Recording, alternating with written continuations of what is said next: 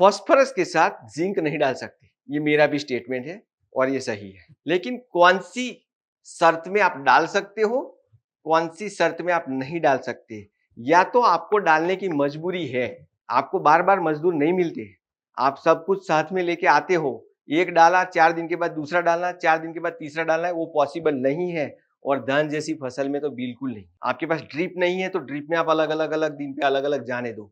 इसलिए मैं आपको शर्त के साथ समझा रहा हूं। फॉस्फोरस के साथ जिंक नहीं डाल सकते, यस नहीं डाल सकते, लेकिन कब डाल सकते हो वो मैं बताने जा रहा हूं।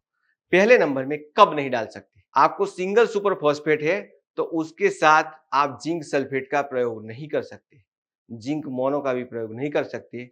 101% रोक दीजिए आप।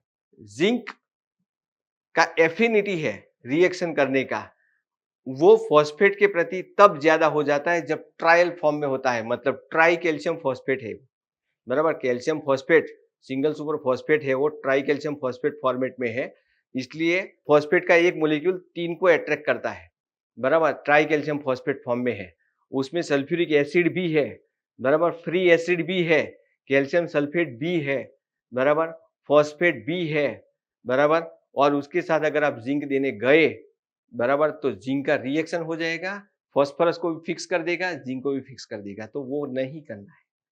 डीएपी के साथ दे सकते हो, यस, लेकिन उसमें दोष है।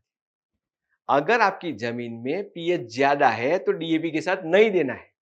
अगर आपकी जमीन का पीएच 8 से ज्यादा है तो डीएपी के साथ जिंक नहीं दे सकते, लेकिन आपका जमीन का पीएच नॉर्मल है तो दे सकते हो। अभी आप मुझे बताओ कि आपको पता होगा शायद या नहीं है, बराबर, लेकिन आपको थोड़ा डाउट है कि मेरी जमीन का पीएच ज्यादा हुआ तो 7.5 के 8 के ऊपर हुआ तो मुझे तो आज डीएपी के साथ जिंक मोनो या जिंक सल्फेट डालना है, या तो मिक्स माइक्रोन्यूट्रिएंट का जो ग्रेड आता है मुझे डीएपी के साथ ही डालना है। बाद में मुझे लेबर नहीं मिला तो, पानी ज्यादा बरसा तो, मेरे कंट्रोल के बाहर परिस्थिति हो गई तो आपको ऑर्गेनिक मैटर के साथ डालना है, मतलब DAP plus organic matter plus zinc. आपको संचार भूमि का मिलता है वो प्रयोग करो, नहीं मिलता है आपके एरिया में नहीं अवेलेबल, कोई बात नहीं, थोड़ा सा, मतलब मानो कि 1 एकड़ में आप 50 किलो डीएपी डालने जा रहे हो और 10 किलो जिंक डालना है, बराबर। तो आपको आसान रास्ता बताता हूं, आप 4 दिन पहले खाद ले आइए, बराबर, डीएपी 50 किलो, 10 किलो जिंक, और उसके साथ 50 किलो नीम की खली या तो अरंडी की खली या तो सरसों की खली लेके आइए। जिंक है वो डाल दीजिए आप नीम की खली में या तो सरसों की खली में, डालने के बाद मिक्स करिए, 2-3 दिन रहने दीजिए, फिर मिक्स करके डाल दीजिए, बराबर।